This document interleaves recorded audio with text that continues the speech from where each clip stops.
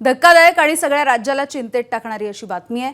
दहशतवाद विरोधी पथकाने 3 दिवसापूर्वी अहिल्यानगर आणि यवतमाळ या ठिकाणी छापेमारी केली। अनेक धक्कादायक अशा बाबी समोर आल्यात। जे संशयितांच्या घरांवरती ही छापे टाकण्यात आले ते सर्व तरुण आणि उच्च शिक्षित आहेत। हे तरुण देशभरामधील काही टेररिस्ट मॉड्यूलच्या संपर्कामध्ये आल्याची माहिती गेल्या 6 महिन्यांपासून या तरुणांच्या संशयास्पद कारवायांकडे एटीएसचं लक्ष होतं। छापा टाकण्यात आलेले तरुण दहशतवाद्यांचे की पर्सन होते। त्यांच्या माध्यमातून मुस्लिम तरुणांची दहशतवादी संघटनांमध्ये मोठ्या भरतीची देखील योजना होती। यवतमाळमध्ये 14 आणि अहिल्यानगरमध्ये 7 ठिकाणी एटीएसच्या पथकाने कारवाई केली आहे। प्रत्येक पथकाच्या कारवाईमध्ये वेगवेगळी निरीक्षणे नोंदवण्यात आली आहेत। प्रत्येक ठिकाणी वेगवेगळ्या तरुणांचा इंटरेस्ट बघून त्या पद्धतीने त्यांचं ब्रेन वॉशिंग केलं जात होतं। या संदर्भात बोलूयात, आमचे प्रतिनिधी उमेश अलोने आपल्या सोबत आहेत। उमेश, एक मोठी बातमी आहे खरं तर राज्याला चिंतेत टाकणारी अशी, कारण काहीतरी दहशतवादी कारवाया आणि त्या दिशेने काहीशी पावलं पडत होती, मात्र पोलिसांनी वेळीच छापेमारी केली आहे।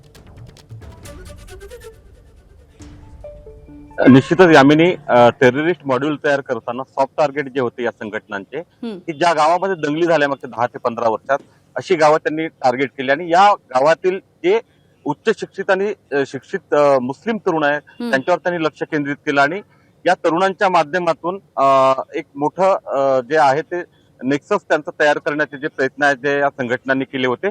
जर आपण विचार केला यामिनी, तर यवतमाळ जिल्ह्यातल्या पुसद आणि उमरखेडमध्ये आणि अहिल्यानगरमध्ये जे छापे पडले, ते छापे पडण्याचं कारण जर आपण शोधलं असलं तर पुसदमध्ये 2009 आणि 2014 मध्ये 2 वेळा दंगली झाल्या। दोन्ही दंगली मोठ्या होत्या आणि त्यानंतर 2016 मध्ये जी आहे ती उमरखेडमध्ये सुद्धा जातीय दंगल झाली होती।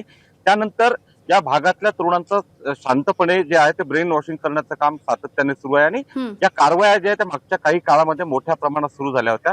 आपण अहिल्यानगरचा जर विचार केला तर अहिल्यानगरच्या ज्या मुकुंदनगर भागामध्ये छापा टाकण्यात आला होता, तो मुकुंदनगर भाग जो आहे तो मुस्लिम बहुल आहे आणि सर्वात धक्कादायक गोष्ट म्हणजे जे मिलिटरीचा ट्रेनिंग कॅम्प जो आहे तो अहिल्यानगर मधला, त्याला अगदी लागून असलेला हा भाग आहे। तर याच भागात हे तरुण जे आहेत टार्गेट करण्याचं कारण असं म्हणता येईल की पुसद किंवा उमरखेड जर हा भाग पाहिला तर हे दोन्ही तालुके जे आहे, ही गावं जी आहेत ती मराठवाड्याच्या सीमेला अगदी लागून आहेत आणि अहिल्यानगरचा विचार केला तर अहिल्यानगर हे मध्यवर्ती ठिकाण आहे। म्हणजे तिथून छत्रपती संभाजीनगर असो, नाशिक असो किंवा पुणे असो, तिन्ही मोठी शहरं जवळ येतात।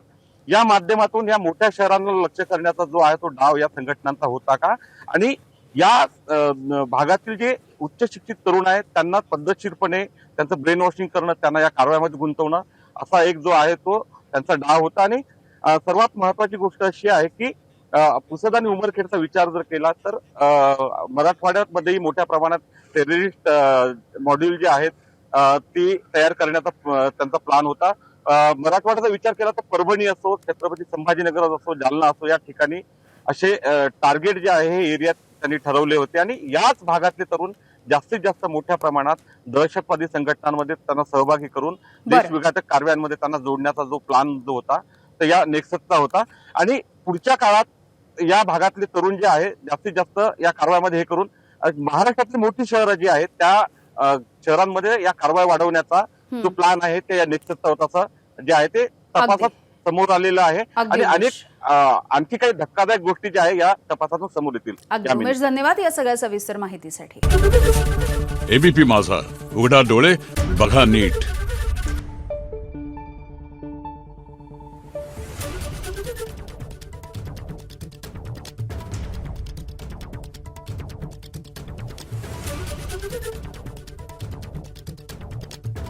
Thank you.